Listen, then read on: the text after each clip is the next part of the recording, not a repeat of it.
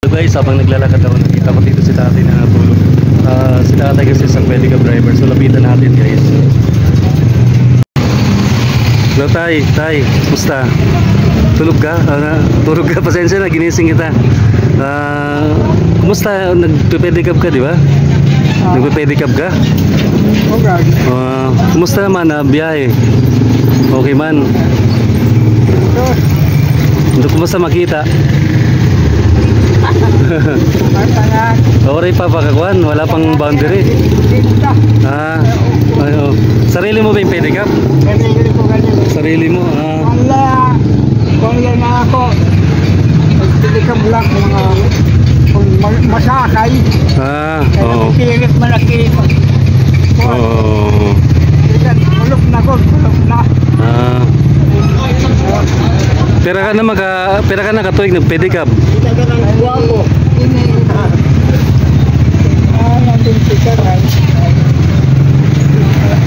Pera ka na ka years ng pedicab? 23? 23 years na. Okay. Ito yung pedicab niya. May asawa ka tayo? Wala asawa. Ikaw lang ang sayo. Mga naano ka na year nagtigang pag-pedicab?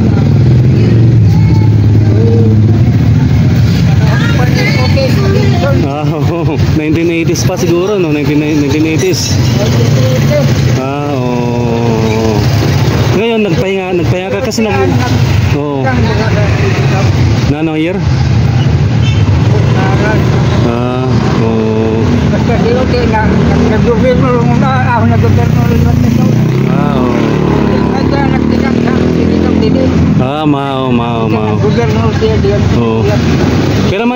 Peraman ka kuan kikita ka dadlaw.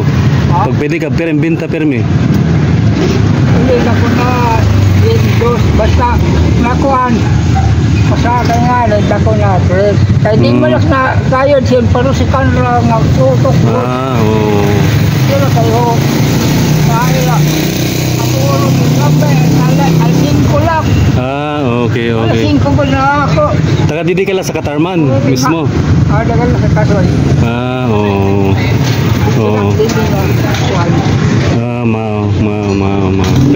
Pera ka katuig ka na tayo. Premidad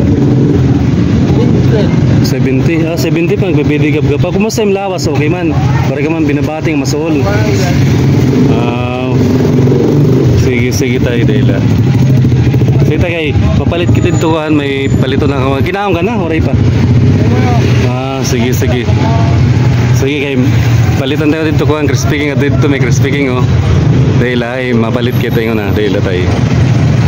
A few moments later. So guys, ginawa natin, binila natin si tatay ng kasi tinanong ko siya kanina, hindi pa siya kumakain.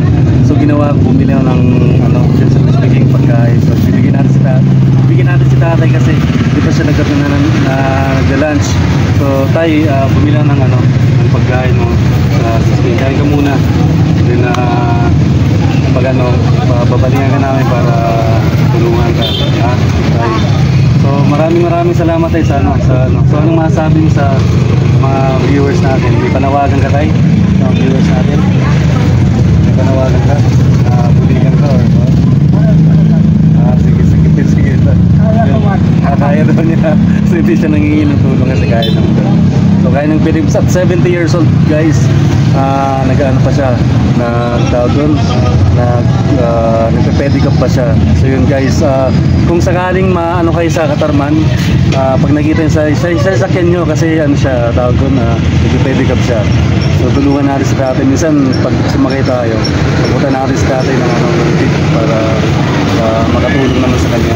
So yan si tatay 70 years old na nagpe-pedicab pa rin. So guys, maraming salamat sa inyo and God bless ating lahat.